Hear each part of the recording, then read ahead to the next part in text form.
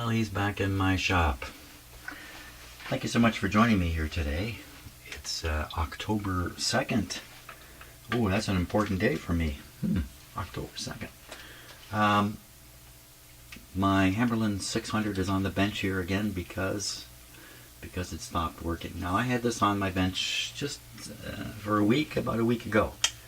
And I finished off with it operating quite well. I took it to my listening area where I have other radios I sit and listen to, set it up. Actually, it set it up pretty nicely. Got it going. Had a lot of trouble with my sort of outdoor antenna, my standard sort of antenna. Couldn't seem to get it to work. Probably something wrong with the antenna. Then I flipped to my loop antenna. I have a large loop antenna for broadcast reception. And oh boy, did that work. Oh my gosh, this radio is fantastic. And I actually logged a new AM station on a frequency I've never logged a station on before. And I was having a great time with it for about 3 hours. And suddenly it just went silent. No pop, no nothing, not slowly. The sound just disappeared and hasn't come back. So that's why it's in my shop. What could have gone wrong with it? Well, there's a long list of things that could have gone wrong with it, but considering its silence, it's probably a loss of B+, but I don't know. I have no idea what happened to it.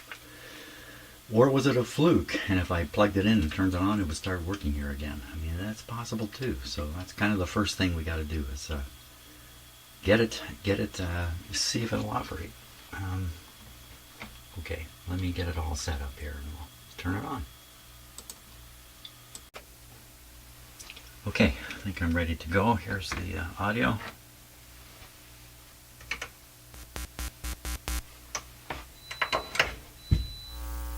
Okay, so that buzz is coming from the radio here.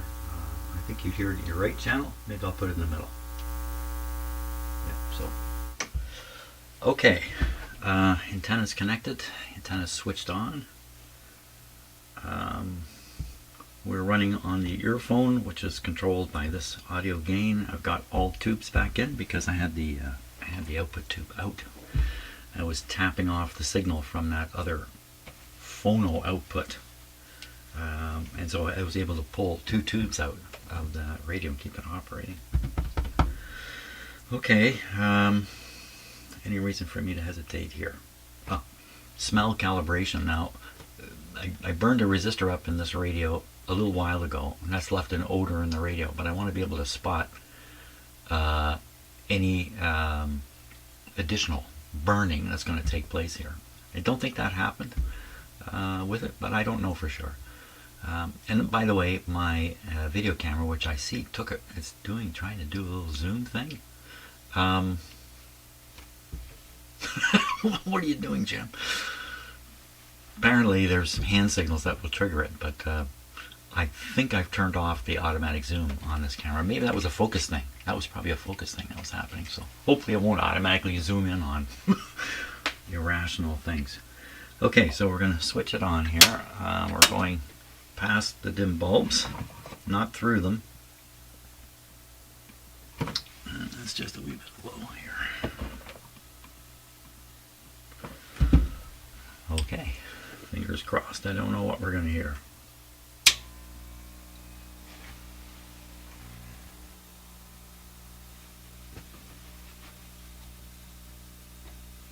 ABC. Put this way up high. There's a hum. Ooh, some staticky stuff. We're on a broadcast band. We should hear a lot of noise right away. Oh my Lord, I just blew my ears off. I apologize, man. That was bad.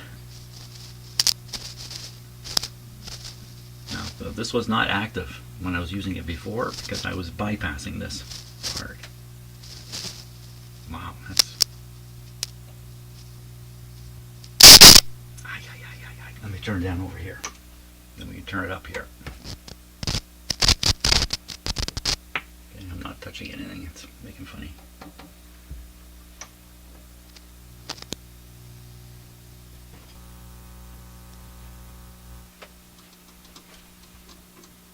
No clicks, no sound whatsoever. No change whatsoever. There's nothing we can do. I did this quickly before. This control troubles me a little bit. It doesn't feel like it's really snapping in on the VFO properly. I think that's the end of the test here right now, because I think this just proves it's not working. Limiter's off. My little wire come off this the send. I'm on send. Oh, jeepers creepers. That was me on the volume. No, I shorted this switch out, and I doubt it could unshort itself. So, yeah, okay. There's no smell of anything burning. That's good. Well, we can stare at this all day, nothing's going to happen. So we have to take some tests. And I think the first thing to look for is a B+ in the radio. And that should be findable at any tube at all. So I'll get ready to look for B+ at any tube at all. As anyone who's worked on one of these radios knows, there's a lot of confusion in the background about models and what document goes with what model and all this kind of stuff. And the reason I'm bringing that up right now, why am I bringing that up? Because the back of this radio has 2 fuse holders. Now, if you look at the information for the radio, quite often it says the lower one is the fuse and the upper one is a spare fuse, just a spare fuse. But I'm sure when I had this flipped up on its back, I saw that the other fuse was wired in. On the schematic, it shows a fuse in the B+ line. Well, not the B+ line. Actually, it's the C-. It's the C- line where this fuse is. But on the schematic. And the word is that fuse may exist in the radio itself. I've never seen it. The fuse on the back, what's going on there? So what was in there was a 2 amp fuse and a 3 amp fuse. And what the radio calls for, where it talks about 2 fuses on the back, it calls for a half amp fuse and a 3 amp or a 2.5 amp slow blow or something like that. So I've got the proper size fuse in the power line holder for sure. And the other holder is a 1/2 amp fuse. And I don't really know what it's doing there. I'm not sure. So I'm not going to flip this up right now because it's a lot of work to flip this up and put it down again. Well, but that's an issue. The fuse is not blown, he says. Better check. We better just check.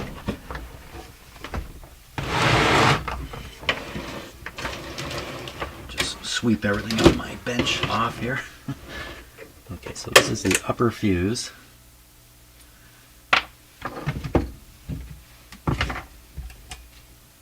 And I did manage to blow a fuse in the back, fooling around, because I put the 1/2 amp fuse in where the power fuse should be, and that didn't last long. That went so fast I didn't even know it. So there you are. Fuse is good. So whatever this fuse is doing, spare or not, it's not getting blown. Right on the back of the radio, somebody has penciled in 1/2 amp on the top and 3 amp on the bottom with a pencil. Okay, so if you're thinking, oh, it's just a blown fuse in the B+ line, it apparently is not the problem. Okay, enough of that. Which tube to check?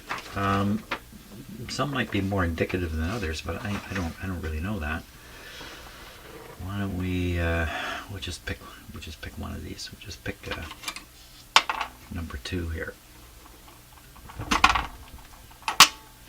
So I'm looking at the radio. Yes, it's definitely a V2. So I look at V2. Where is the V+? In pin 5. In pin 5, it should be 210 volts. Pin 5, 210 volts. Okay. I'm going to use my indicating meter. Oh, what's happened? The image is frozen. Ooh, how long's uh-oh. How long's it been frozen like that? Da-da-da. There we go. Okay, sorry about that, but yeah, you do have a new computer, you have new software, and I'm having trouble with it all. Okay, so my voltmeter, I just want to put one clip lead on the chassis. And the other one we're going to put right into pin 5, right? Let's double check. Definitely pin 5. This is V2, pin 5. Double check. Okay, we're counting from the top backwards. 1, 2, 3, 4, 5. That's 5. Well, this just can't sit there. Right? I'm going to have to stick it in afterwards. Okay, I think we're all set. Oh, I'm going to turn on the meter here. I'll put this guy up here. So we're DC positive, 500 volts full scale. Is that where I got it? Yeah, 500 volts full scale.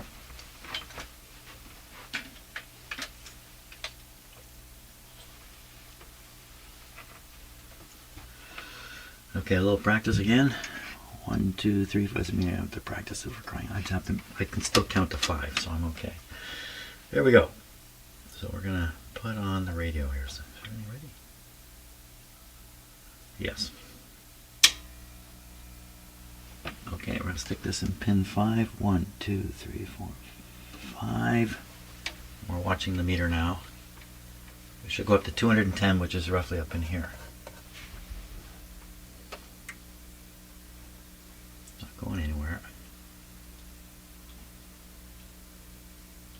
Well, it should be on its way up there now.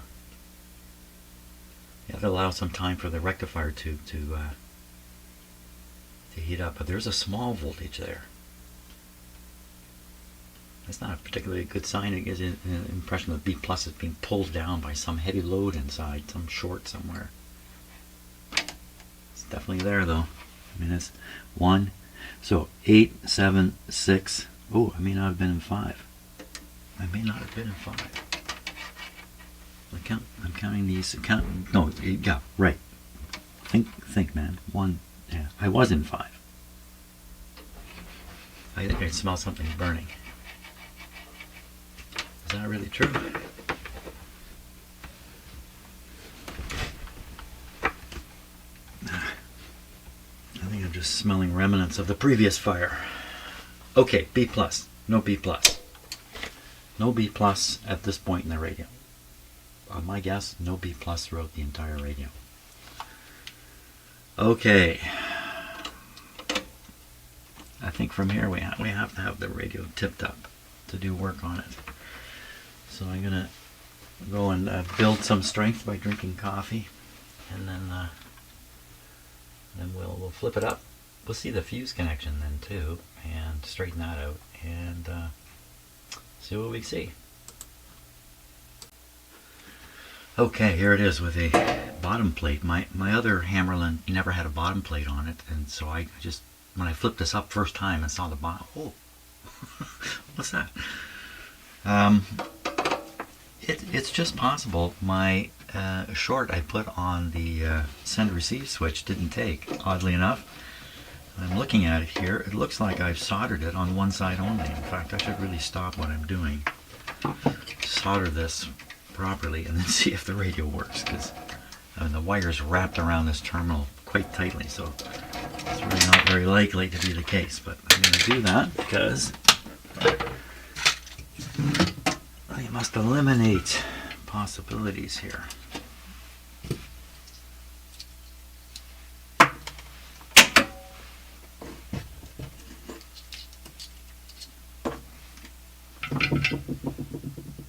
That'd be pretty silly if this is really what it is. Actually, I'd be happy. I'd be very happy if it's nothing serious. And it probably is nothing serious. The problem is finding the nothing.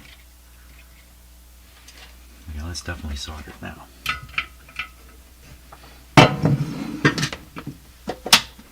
And I gotta operate the radio like this. Okay.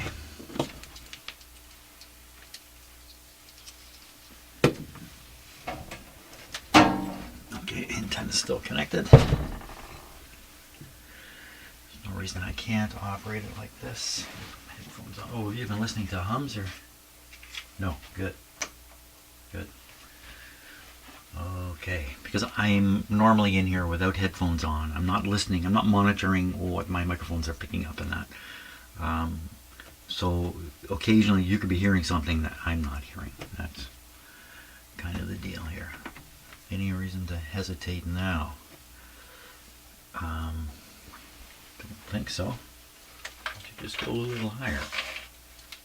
A little higher. Did I put that tube back in? I did not put that tube back in, did I? Did I? Is that the sound? Is that what I heard falling out of the radio a few minutes ago?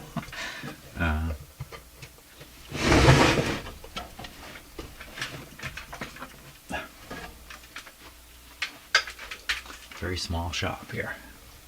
Yes, I put the tube back in. It was the tube cover that fell off here. Okay. Let's give it another try. And volume is...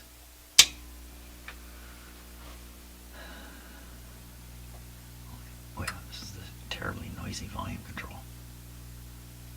I don't hear anything right now. That's interesting. Well, part of this radio is working. The audio part's working. That's interesting. And that sort of starts to narrow down where the fault might be. But the rest of the radio... Oh, I gotta turn this up. The rest of the radio not working.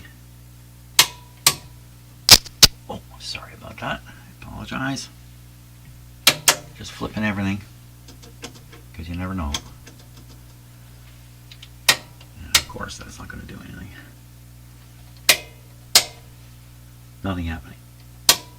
Okay, nothing happening. We still have silence. Okay. But we've realized that the audio circuits appear to be working, at least appear to be working, because of the crackling. So I'm just taking this panel off and begin some looking for the B+, where it is and where it isn't. Okay, let's deal with the fuse question first.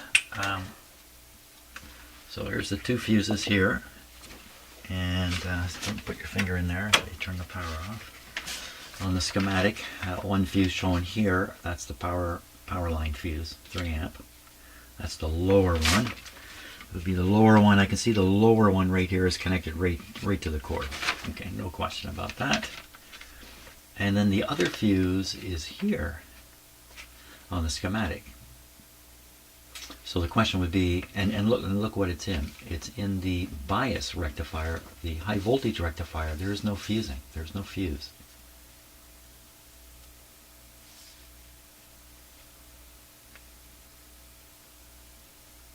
Wait a second, what's going on here?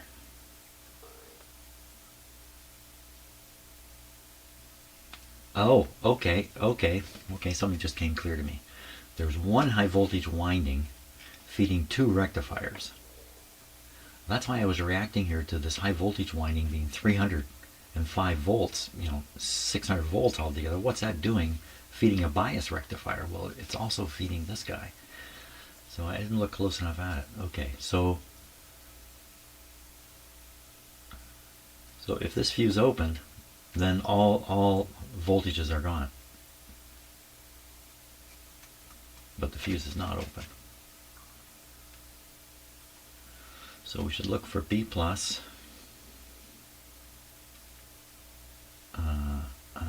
Here, down here. Into this arrangement here. And going right over to the voltage regulator. So we could look for circuits around the voltage regulator. Where else is it? On here. The send receive relay. Right here. Yeah, I guess this is good. Yeah, this is going to interrupt the B+. That's what it's for.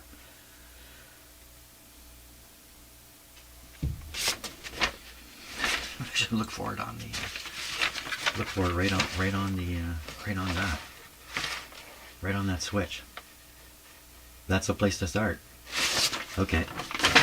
And once I start the radio up, I should be prepared to look further and further and further here. So let's just take another moment, because I'm liable to look for it and find it here and go, oh, it's here. Where do you go from there? From there, it's a long process of finding spots in the radio to check. I could go and two different approaches here. I could turn the radio on and look for voltage in the tubes, just as you saw me do with the one tube. And just work my way through all the tubes, and I'll probably figure something out that way. Another way is to have the set off and just use the resistance readings. Resistance readings are it can be a little more helpful because they give you a number you can puzzle. You can look at the schematic and puzzle. How do you get that number? I suppose the voltage is the same thing, but if the voltage reading is 0, that's not going to help you much. Okay, I'm babbling here. I'm babbling because I'm anxious about doing the next thing. Well, let's just do what I said. We will look for voltage right on the switch there. Right up here. Like that. And the expectation is 350. No, the expectation would be 2222. I don't know. A high voltage. Okay. Switch on the radio. Go.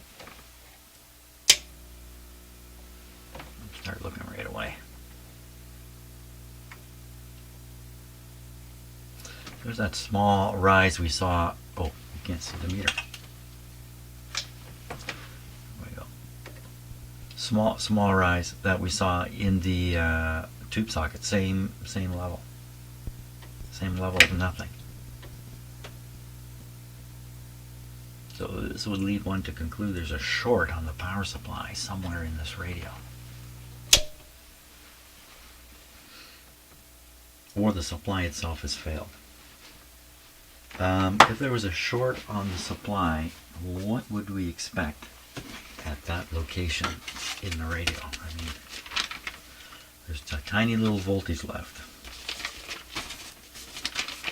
It's going to be tricky to really rationalize this.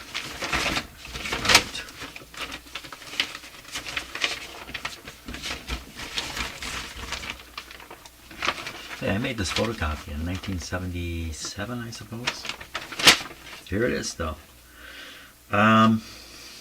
Okay, so we're finding no voltage at the switch. So we're finding no voltage up through here. I should really test this tube. I mean, I can't see how it can be responsible, but the reason I say that, and maybe I'm wrong, it's a two-part tube. So, so would it have one filament? But it got hot. The tube got hot. I checked it. Tube got hot. Yeah, I think I'm remiss to not tube test it. That rectifier tube. I guess there would be C voltage still, bias voltage in the radio, even though. Yeah, okay, I'm just thinking of alternate ways to do this, but let's just do the brute force thing here. Let's just clip in.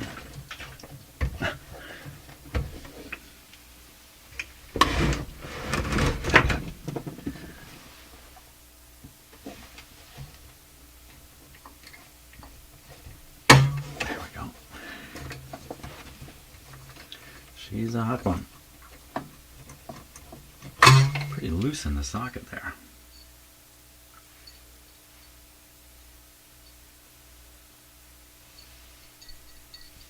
I'm waving it around the microphone. Something going on in here.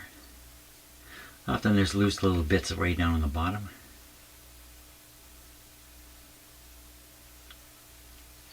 And usually those sounds mean nothing, but okay, I have to set up my tube tester and stuff here, so coffee break time here.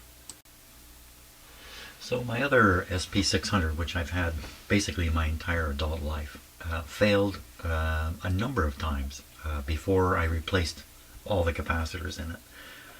Each failure I had to track down the cause and that, and in each case the way I did it was by taking resistance measurements in the tube sockets, and then rationalizing the results, looking at the schematic and saying, well, how can you get a reading like that?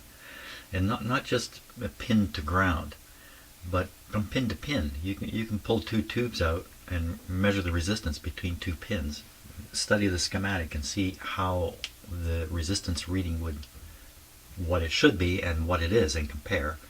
And this can give you clues on where the fault might be. Otherwise, how do you approach this? Another thing I could do is, I wish I'd thought of this a bit earlier, I could have eliminated the short circuit I've put in here, and then have the radio open at this point, and then check the voltage to see if it's risen back up to where it should be. And that would indicate the fault is beyond there, as opposed to within the power supply. Which way to go? Which way to go here?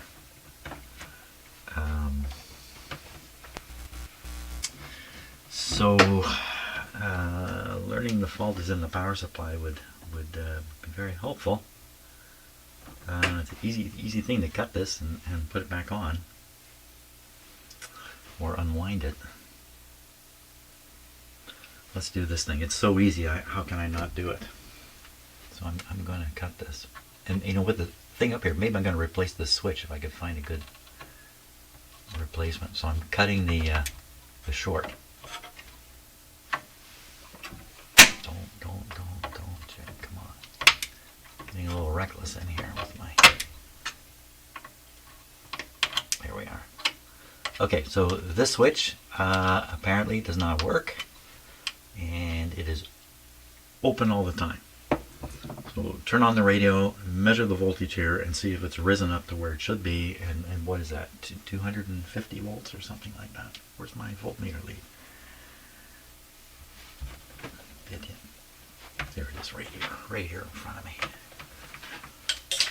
Okay, are we ready for this?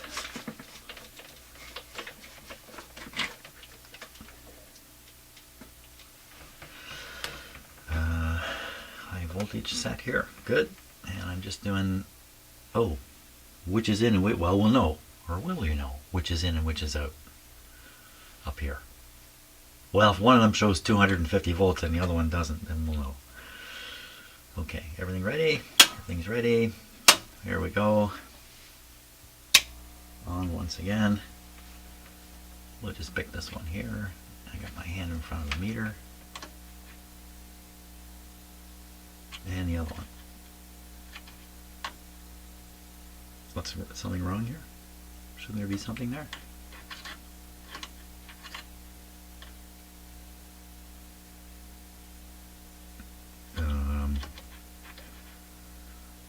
Okay, this is hard to believe. There was a little voltage there before, wasn't there?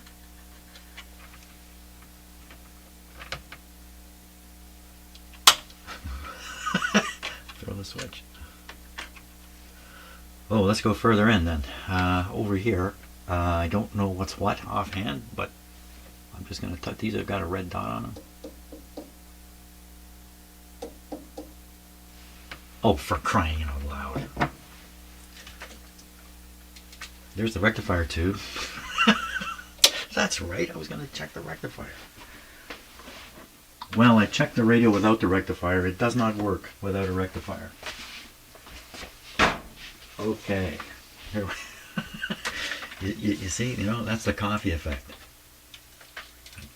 Kind of has an erasing effect on me. Okay, I'll get this guy set up and we'll test this big honking tube again. But I just... incredibly unlikely there's something wrong with this tube. 5R4. Okay, let me get it all set up here. Should I drink more coffee? I get even stupider. Learn something new every day. So, can you see this? I think you can see this. It's very dark in here right now, but when I was setting the controls here, I set this one to P, and I said, P? P? That's way down the alphabet. Why isn't it A, B, C? Like they ran out of letters, ran out of numbers rather.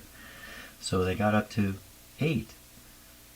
And then Oh, they didn't get to 9. I thought this was basically 1 to 9 ABC because there just aren't enough numbers to go around, which is that's kind of goofy, isn't it? But look, it ends at 8. That's interesting. And K, P, G. I never noticed that before. Grid, plate, cathode. I don't know what it means, but there it is. I've looked at this tube tester for 12, 15 years and never noticed that. I guess that says something about me, doesn't it?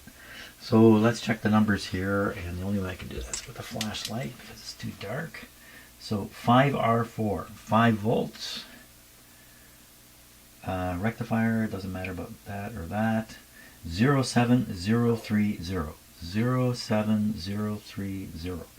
And P 060. P060. 23 E. Okay, we should find a short during the short test on setting number 1. And did you see how much this light dimmed down? So we'll check the line here. Where's the line adjust? Here it is right here. The tube draws a heavy current. It may reduce the voltage inside this thing and then cause its readings to be off, but we're talking about 10% error or something like that. Okay, any shorts? Yes, only in the 1 position as expected. I'm going to flip the rectifier diode switch. To be good, it has to come up past my finger here. He's up there. And then it's a P1, P2 arrangement, I think. Let me just be sure, I don't want to make a mistake. P1, P2. So this is the other plate, and we run the test. Nothing wrong with the rectifier. The only thing wrong with this rectifier is it wasn't in the radio when I turned the radio on. That's really the that's really the problem. Yeah, probably a good 60 to 70% of the time the problem is simply me. That's okay though, I get along with myself. So.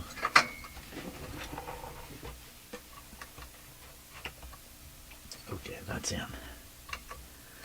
That's definitely in. Okay, I'm going to repeat the test. This time it'll make a little more sense than the last time. So again, the circuit is open here at the send-receive switch, and the objective is to find the full B plus here and then know there's a short or something going on further in the radio, almost certainly a short. Almost certainly a capacitor is shorted. That's, if I had to guess, that would be my guess right now. Are we ready? Everybody ready? Everything is ready. Ready or not, here we go. And we can start looking right away.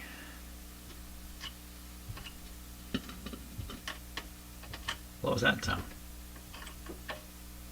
The low B plus, blocking the meter line. On the other side, ooh, she's got a problem reading the power supply.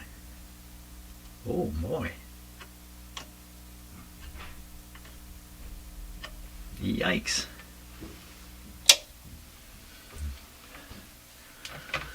Let's just double check what I'm doing here. Let's see. I'm gonna put on my main shop light here again.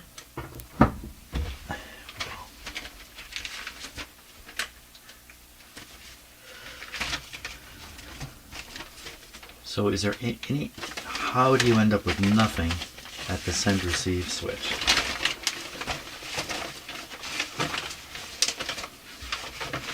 Oh, there's some scary stuff here. You end up with nothing because one of these coils is opened. Ooh, we wouldn't want that. Because this, I don't think this can this do something. This is a gas filled the voltage regulator too, and I'm not sure. I'm not sure it's going to do anything.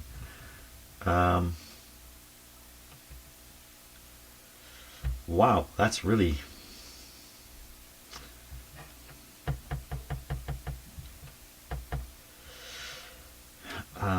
I already have to make a test maybe even here. Maybe open up the wire here and test back. There's a wire coming off here. So this guy could have a short on it. And that travels up into the radio, I'm sure. So we have the possibility here of open, a short somewhere down the road. If there's a short down the road, it's going to draw a heavy current through this coil. L51, and I think that says 64, that says 61. Did I just say L61? What did I say? L51 and L52. I don't know where they are offhand. They're in this radio somewhere though. Okay. Okay, I'm just going to ponder the situation a little bit before I take another action. Let's make sure this power's off too. Okay, let's have a look at the schematic here. So, in the power supply, we have this switch which I've opened. You cannot find voltage at it. No voltage here because of the test here. So we go back. Yeah, this might be open, but it's very unlikely. But look, here's a takeoff. This takeoff is heading towards the output tube. It's very common in a radio to run the output tube with a less filtered power. That way, and because the output tube draws a fair bit of current, you can move that further up in the power supply where it's more conducive to supply the current. So that's what's going on here. So we follow this line. You have to trust me. I'm going to follow it all the way. All the way to here. Let's make sure you can see it, what I'm talking about. So this is the line here. This bottom line is the line. And it comes up here. And look, goes through the output transformer. Oh no. And then to the output tube. Now I had this tube pulled when the radio stopped working. Would that be part of the problem? Would that have encouraged the failure? Would it cause the B plus to float way high here, much higher than expected? And so what? So what if there's a voltage here? Well, I guess if this were to develop a short to ground, then you'd be in trouble. There's no capacitor here. It's really open to find a capacitor. Oh my gosh, you can't see what I'm showing you. I apologize for that. Yeah, so here it is coming up through the transformer and then over to the plate.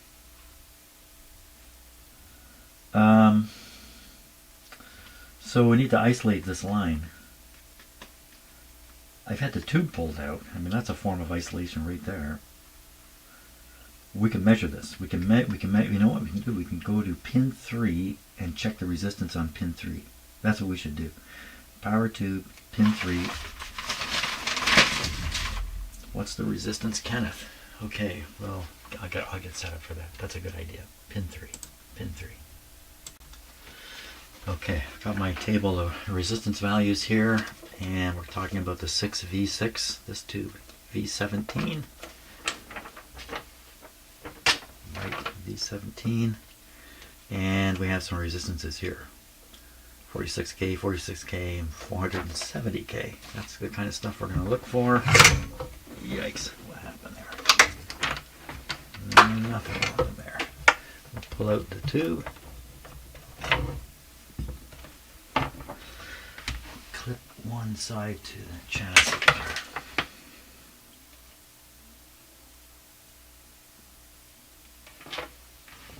I feel nervous. I feel nervous because I'm anxious about this radio. So we're looking now.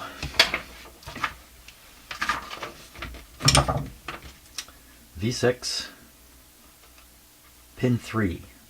It was pin 5 was the one that was of great interest. Pin 5 is almost 500,000 ohms.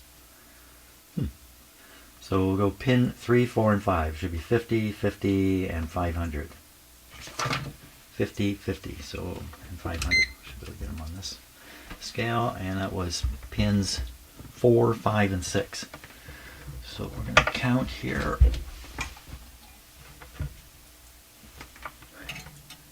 1, 2, 3, 4. This one should be 46K. Looks low, doesn't it? 16. 5 should be the same thing. I think, did I get into 5? What happened there? 1, 2, 1, 2, 3, 4. This is pin 5. Pin 5 is supposed to be, this is way off. Pin 5, oh no. I'm reading it wrong. Pin 5 on the, should be 500K. There it is, 500K. Oh, this is the one that's looking back through the output transformer. It's giving the right amount. Okay, let's go back to pin 4.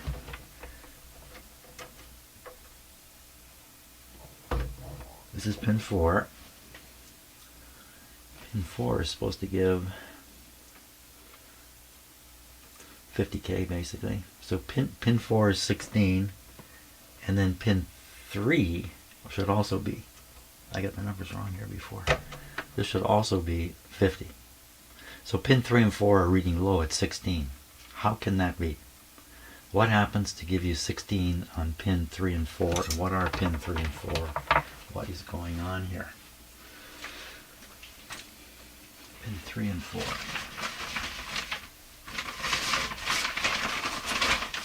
I have a nice long laundry table in the room next to me. I laid this whole drawing out on it. I can look at it. It's quite convenient. But here, not so much. Okay, so pin 3, there's that 5. Wait a minute. Pin 3, hold on here. Pin 3 is the plate. Why did I think it was 5? Yeah, 5 is the grid. I'm going the wrong way, completely. How did I get this wrong? So we would expect 4 and 5, so it comes down through here and goes all the way back. And then the pin 4, which is the screen, a similar thing, comes down here. Hey, what's going on here?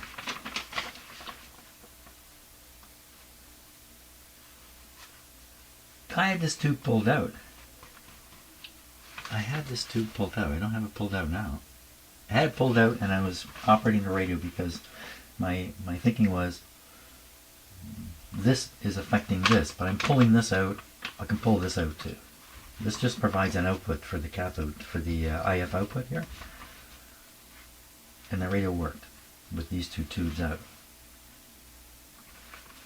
Is that what damaged the radio? I can't imagine. Well, this thing stopped working with these two tubes out.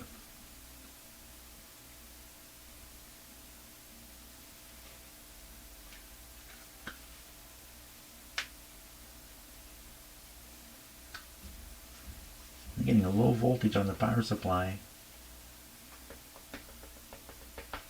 Getting the wrong readings on, let's continue with that. Wrong readings on 3 and 4, right? 3 and 4. I'm getting myself quite confused here because I made a missed observation. I can't get it out of my head. So 3 and 4 are screen and plate. 3 and 4 are screen and plate. Yes, they are. So screen and plate. So what would be going on that would affect both of these readings? Wow, they're very independent circuits.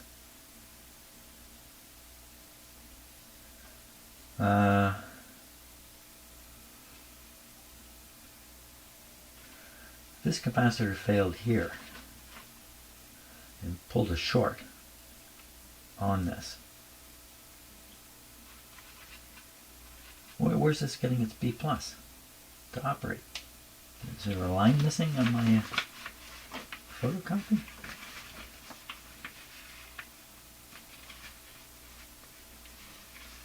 Yeah, I thought this was like a B plus supply. and just sharing it with the screen, but the wires don't show that. Okay, I gotta look at another schematic, and maybe there's something wrong with this. Sometimes when you photocopy it, you know, right on the crease, a wire can disappear. I've had a few of those happen here. This isn't adding up right now, so I'm gonna go and think about it for a little bit. Okay, I look at it a little closer, and I got it sorted out here. So, first of all, this line here is a page crease. This is not a line on the schematic, this thing. Just ignore that. Secondly, the plate feed, supply feed, is coming from here. So we're going to follow this line back too. So we have, and so that's also how this guy gets its screen voltage. But I measured this incorrect. But I also measured the plate one incorrect. How do these two things come together? So we got to follow these two lines back. Follow the two lines back. This one's got a tab on it here. I'm not sure you can see what I'm doing. It's got another tap on it here.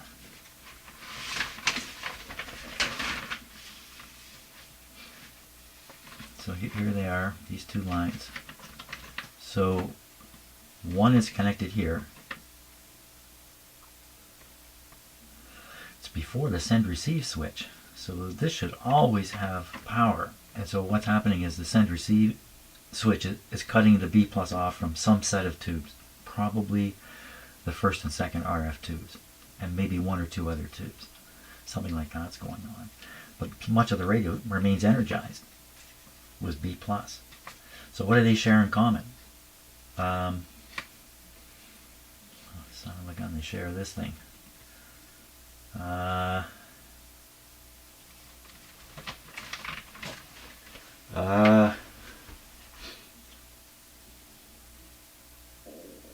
Okay.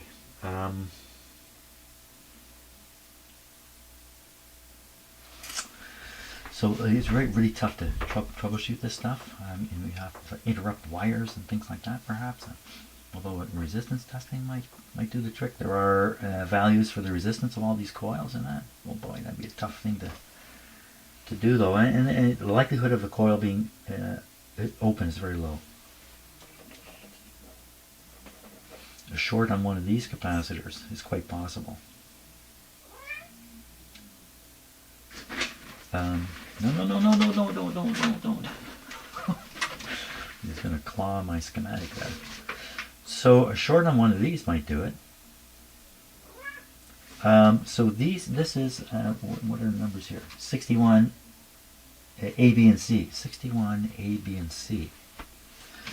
61 A, B, and C. Now I think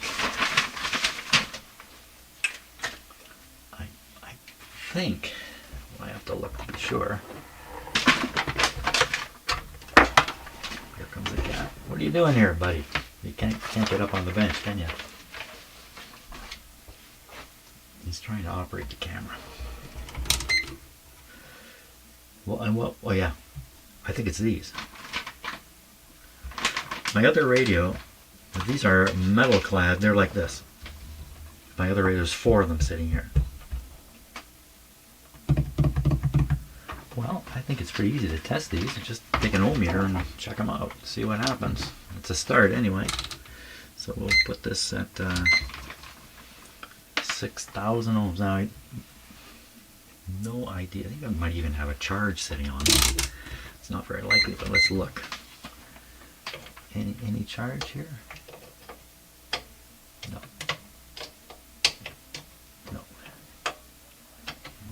Nope. No charge. Okay. Now, clumsy way to test them with an ohmmeter.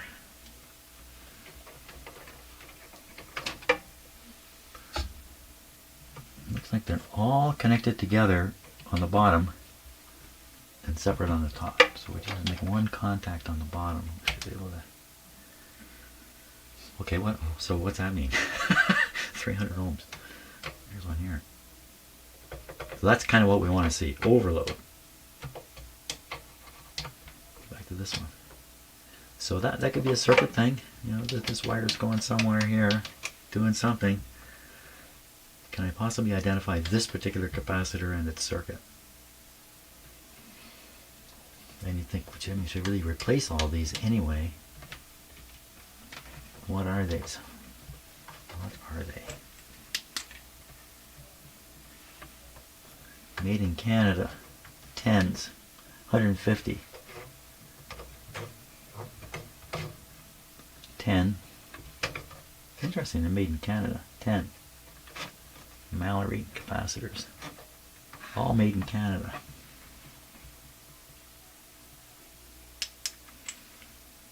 Well, I guess maybe the manufacturer was buying these particular capacitors from Ontario here, probably, or Quebec.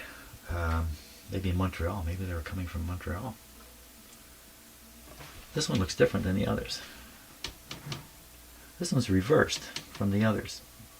So this is the positive end, and the others, the positive end's down there. So testing this with it is really not going to do the trick. I would have to isolate the capacitor and test it. And what did we get? We didn't get a 0. We got a 300. Didn't we get 300 ohms? What was it? 300 or something like that. 370 ohms. Can I identify which capacitor this is, and then trace the circuit and see if we can explain 300 and something ohms? What do you say, Bert? Let's give that a try. Okay, so here's the 4 capacitors here. These are pictured as the metal can type. You can see the little bolt areas or screw areas here. So very different from the radio I have, but one similarity is 3 of them are the same and 1 is reversed. And this is the one that I suspect could be in trouble. This one that's giving the 300 ohm reading. So C151. Now we got to find that on the schematic. Better to do it on the paper schematic, I think. Okay, and where is the paper schematic? The paper schematic is in here. So I'm attempting to look at the schematic in my laundry room and lay it out, and the next thing you know, cat right on top of it. So 151. So 161. Wait a minute. Look at this. 161. Not 151.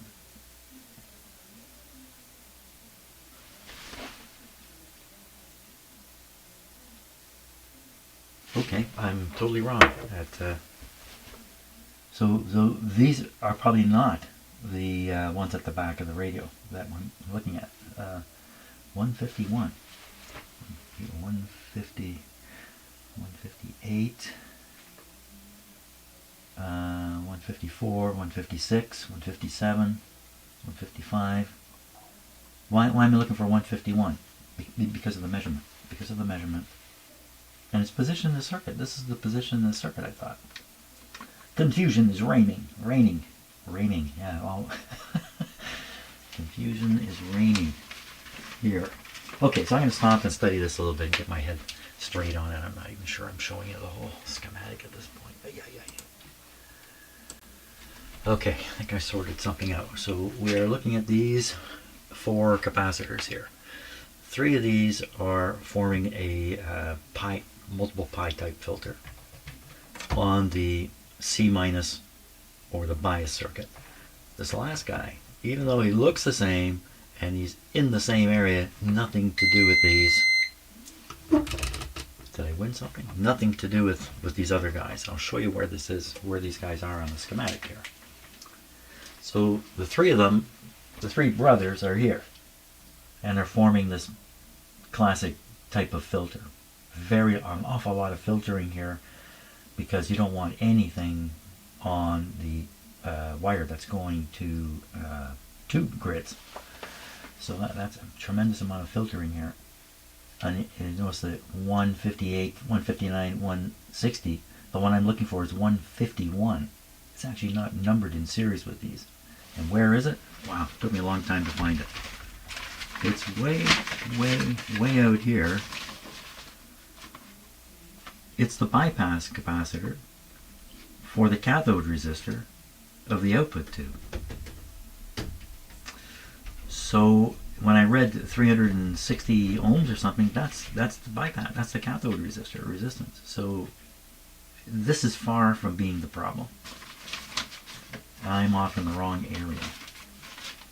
The capacitors that I'm really interested in are not those. They are, there's a cat trying to get in. He's trying to get in.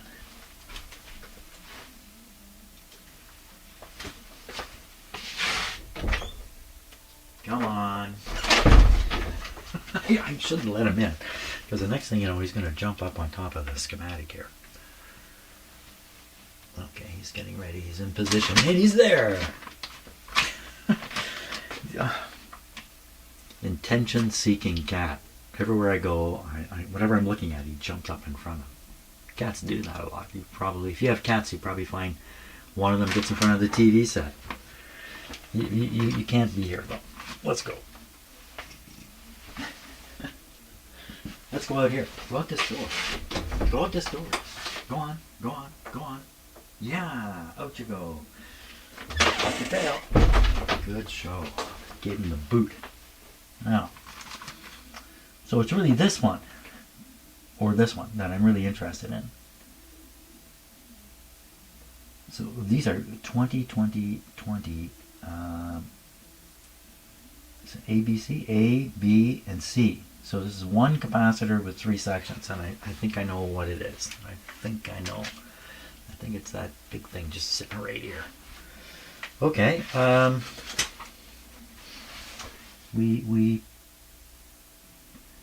Yeah.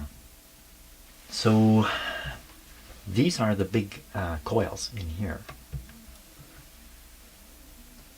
Now, I mean, if this is the capacitor that's blown, it's thumbs up for me, because this is easy to replace. This is no big deal. So one of these is going to be the first section. I should test them all.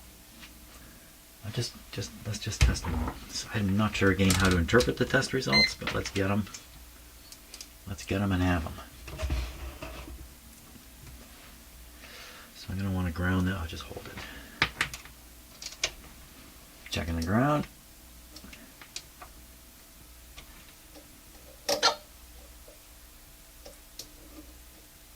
Yeah, I get just bad connections here. Okay, here we go. Eeny, meeny, miny, mo. These are labeled. I don't see any labeling on them, but we'll try this one. Well, it's charging something up. We'll try this one. And that's charging something up. Okay, we'll try this one. Ooh, what happened there? I think I fell off. And that's charging something up. They all look pretty similar. On the last terminal, I think is the ground terminal.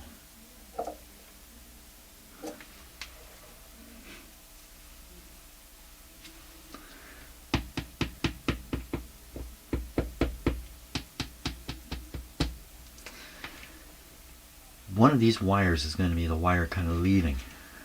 You can figure out which one of these it is. This is the terminal block, which on these radios, this is a good terminal block, because the wires are all exposed and you can get in here and do stuff even though it's tight. Apparently some other radios have a block in here, and very, very hard to work on. Don't remember my other radio. I think it also has a piece like this. I don't remember. What are we going to do here? We're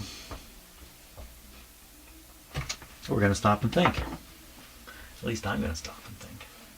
I'm almost running out of time here this morning too. More thinking.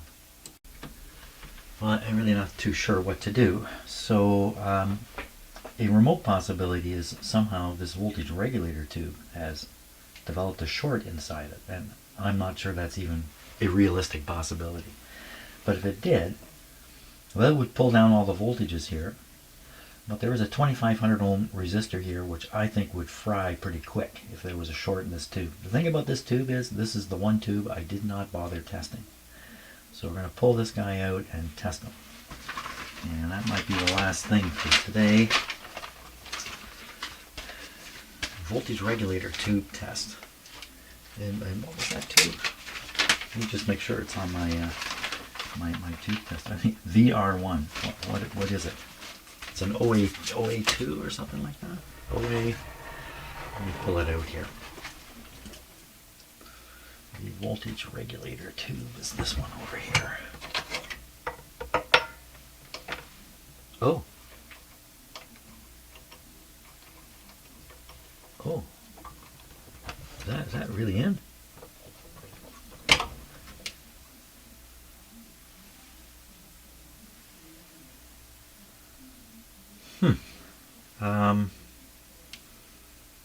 That seemed incredibly loose in there. Let me put it back in. I mean, yeah, it's just the way it is. How come it's so loose? Let me look at the back here. Ah, the socket's wiggling around. Okay, I'm sure it was in though, because the radio operated. Okay, voltage regulator tube. So these things come in only a couple of brands, a couple of levels. I think this one is a 150. OA2. An O, is it O or is it 0? 0A2. And we're going to get there. Oh, I'm not going to get there, am I? 0. Oh, come on. I can't make it. There it is. Not quite. Come on, just another little bit. Oh, is that OA4? Right. Oh, it's just right there. That's an OA3 there.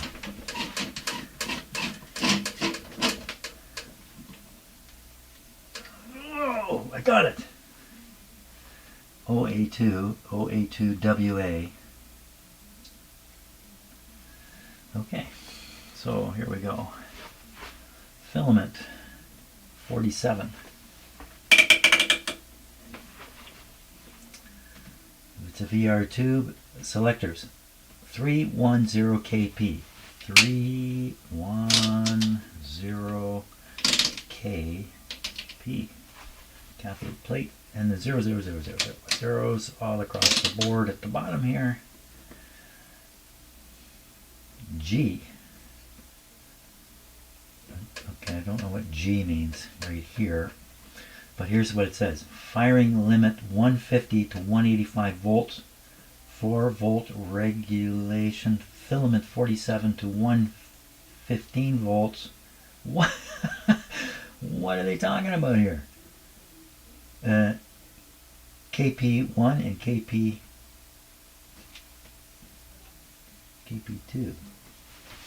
Well, I don't know how to do this test in this tester. I don't know what I'm doing here. I'm going to have to read up on doing a VR test. Hey, where'd my flashlight go? I lost my flashlight. It's all going downhill here. Okay, I got to read up on how to do a VR test properly here. Okay, found my manual here. Voltage regulator VR tubes. Well, I've read through this quickly. I'm going to read it again. There's some warnings in here when doing this test. So refer to roll chart for data on tube to be tested. Set filament selector and EP. Voltage plate. That's this thing here. EP. To given settings. The VR in the SIG column indicates that the procedure for testing voltage regulator tubes is to be used. Here's the procedure. Turn line control fully counterclockwise and insert tube in socket. Turn tube tester on, but do not make a line check. Turn line control slowly clockwise, observing the point on the 200 volt test scale at which the tube fires. When the tube has fired, the pointer will fall back to a lower value of voltage. The value of voltage at which the pointer falls down scale should be within the firing limits as specified on the roll chart. Yeah, I mean, for this to be a problem in this radio, this tube has to have a short in it. So I don't know about this at all. They don't say do the short test either. If the tube, and I don't think you can develop a short in these tubes, I think you'd have to step on them or something. If the tube has a flickering glow or the meter is variable, advance the line control until both are steady. Observe this reading. Leaving the line control set as is, vary the filament volts switch through the position stated, and again observe the meter reading. This new reading should not vary more than the value of V regulation as stated in the remarks column. Precautions in testing voltage regulator tubes. Do not insert the tube in the socket until all controls to be used have been properly set. Do not make a leakage test. Do not change any of the selectors while the tube is in the socket. Do not rotate line control after tube is properly fired. Note up here. Failure to heed above comments may result in a test that is meaningless. Okay, a meaningless test. Okay, so let's do everything here. First, turn this off. Refer to roll chart data on tube to be tested. Okay, roll chart data is here, and I've set it.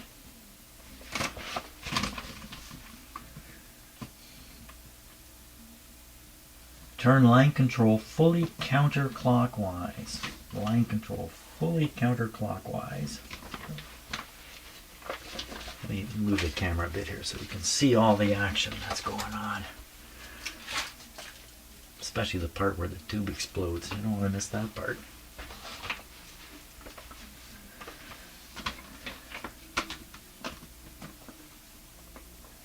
Line control fully counterclockwise. Insert tube in socket. Turn tube tester on, but do not make a line check. Turn line control slowly clockwise, observing the point on the 200 volt test scale at which the tube fires.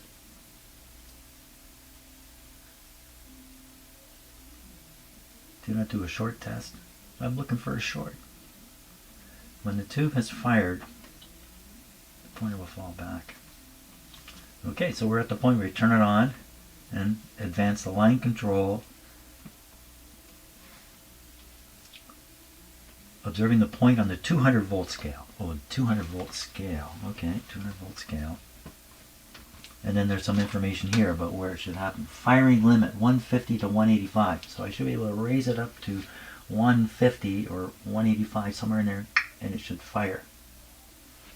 Now it says 4 volt regulation. Now what's that referring to? Leaving the line control set as is, vary the filament volts switch through position stated, and again observe the meter reading. This new reading should not vary more than the V reg value. The V reg value. So 4 volt reg. That would be it. So no more than 4 volt. Filament 147 to 115. So that would be, there's nothing plugged in here. So we're doing that. And looking for a variation of no more than 4 volts in the reading. I guess that's checking its ability to regulate the voltage. Must be what it's doing. Precautions. Do not insert the tube until all controls have been set. Do not make a leakage test. Do not change any of the selectors while the tube is in the socket. Do not rotate line control after tube has properly fired. Okay. Do I know what I'm doing here? I think so. Okay, so we do the settings. We double check these settings. OA2 up here. So 47 to start. Following the VR procedure. Selectors 310 kp, 310 kp, and zeros all across the bottom. And this is it. That's it. So we put the tube in.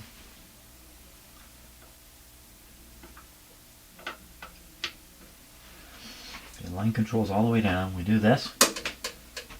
And we start advancing this control. And somewhere, hopefully, above 150, but below 185, it should fire. So 150 is here, and 185 is almost at the end of the scale. This is not working. This is not working. Not working. The cat wants to come in again.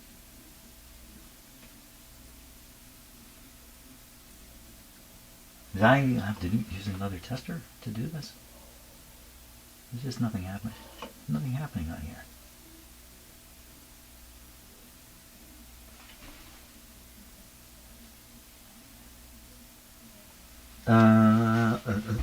What did I miss? I don't think I missed anything. I didn't miss anything. Did you miss something? Somebody missed something here.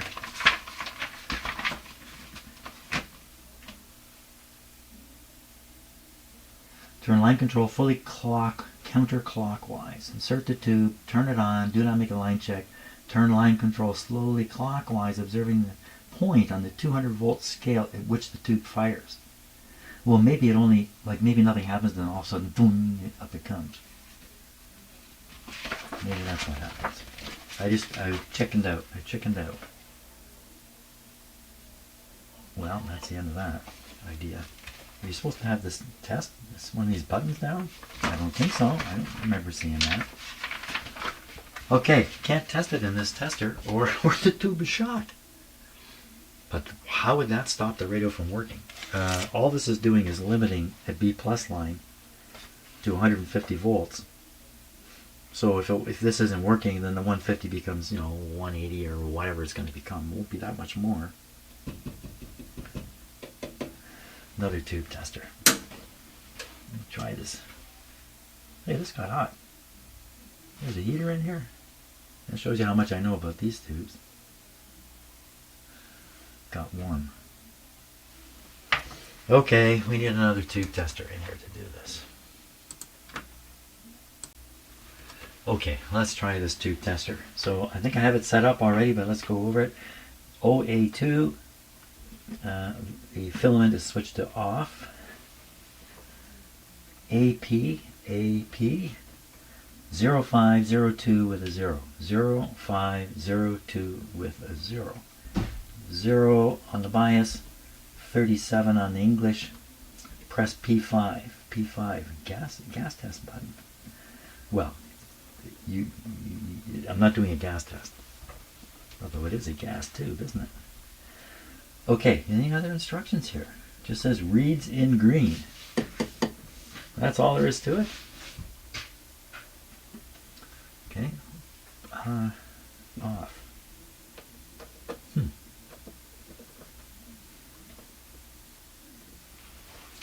Somehow I didn't think there was a heater in these tubes. I guess I'm wrong about that. But then this is set to off. So how did the tube get warm in the other tube tester? What are you doing in here? Come on! You destructive cat, you. Threw my binder on the floor. Next room. Okay, I think we're ready for the test. The test is real simple. We push the button and see if it's in the green. We turn this on, and then we test the button. Give this thing a chance to. Okay, P5, P5. Not in the green.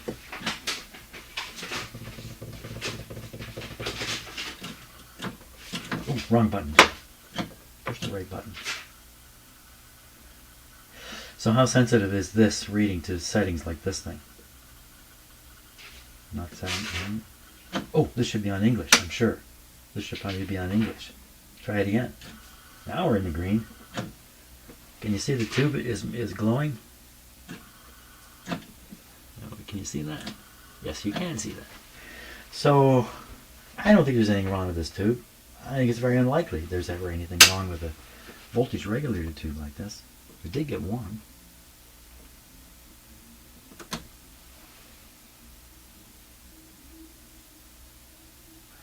Well, maybe it's, I don't know, it's got some mercury in it, needs to heat it up a bit. I don't know. Don't know how these work exactly. Okay, stick them back in.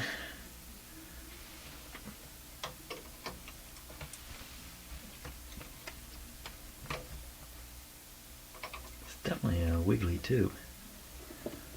And the tube shield cover. So there's a discussion going on in the world about tube shields And do they help the tube cool down, or do they help the or do they make the tube heat up? I lost the tube shield. I have lost it. And I don't know what the answer to that question is, but I think it's pretty neutral. But you'll see some tube shields are black. Like, see this one up here? That was my cat doing that. Yeah, there's a cat right here. There he goes. So you see the tube shield up here is black. May not be the original tube shield from the radio. What are you doing, cat? Come on. Yeah, frustration's running high here now. No, I shouldn't really feel frustrated. I'm just going through the regular process of troubleshooting a problem in the radio, and it really shouldn't, be surprising that it's not going to happen like that. That's it for today, though. I am finished because this cat wants to play. Don't bite stuff that's hanging like that. I've told you about this. Okay, well, you go have a great day, and so will me and my cat here. He's just, come on, you're ruining this whole thing here. Cat. Okay, that's enough. See you later.